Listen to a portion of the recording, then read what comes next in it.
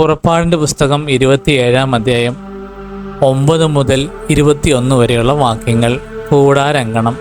കൂടാരത്തിന് ഒരു അങ്കണം ഉണ്ടാക്കണം. അങ്കണത്തിൻ്റെ തെക്കുഭാഗത്ത് നേർമയായി നെയ്തെടുത്ത ചണത്തുണി കൊണ്ട് 100 മുഴം നീളത്തിൽ ഒരു മറ ഉണ്ടായിരിക്കണം.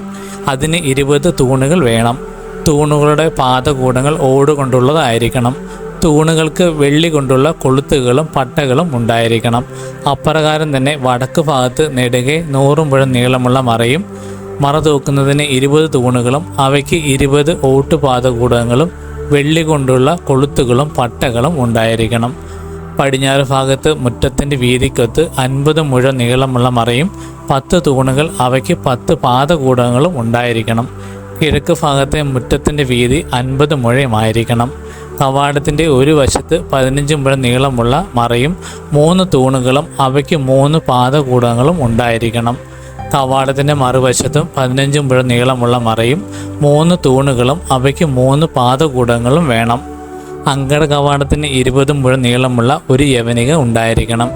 നീലം, ധൂമ്രം, കടും ചുവപ്പ് എന്നീ നിറങ്ങളുള്ളതും നേർമയായി നെയ്തെടുത്തതും ചിത്രത്തയ്യൽ കൊണ്ട് അലങ്കരിച്ചതുമായ ചണവസ്ത്രം കൊണ്ടാണ് യവനിക നിർമ്മിക്കേണ്ടത്.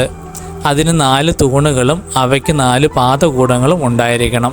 അങ്കണത്തിന് ചുറ്റുമുള്ള തൂണുകൾക്കെല്ലാം വെള്ളി കൊണ്ടുള്ള പട്ടകളും കൊളുത്തുകളും ഓട്ടുപാദകൂടങ്ങളും ഉണ്ടായിരിക്കണം.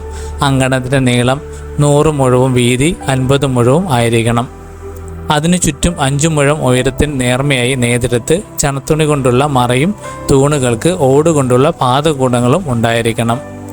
കൂടാരത്തിലെ ഉപയോഗത്തിനുള്ള എല്ലാ ഉപകരണങ്ങളും കൂടാരത്തിൻ്റെയും അങ്കണത്തിൻ്റെയും മറകൾക്ക് വേണ്ട കുറ്റികളും ഓടുകൊണ്ട് നിർമ്മിച്ചവയായിരിക്കണം. വിളക്ക് എപ്പോഴും കത്തി നിൽക്കുന്നതിന് ആട്ടിയെടുത്ത് ശുദ്ധമായ ഒലിവെണ്ണ കൊണ്ടുവരാൻ ഇസ്രായേൽക്കാരോട് പറയണം. സമാഗമ കൂടാരത്തിനുള്ളിൽ സാക്ഷ്യപീഠത്തിന് മുൻപുള്ള തിരശ്ശീലയ്ക്ക് വെളിയിൽ വിളക്ക് സന്ധ്യ മുതൽ പ്രഭാതം വരെ കർത്താവിൻ്റെ മുൻപിൽ കത്തി നിൽക്കാൻ അഹറോനും അവൻ്റെ പുത്രന്മാരും ശ്രദ്ധിക്കണ്ടേ. ഇസ്രായേൽക്കാർ തലമുറ തോറും അനുഷ്ഠിക്കേണ്ട ശാശ്വത നിയമമാണിത്.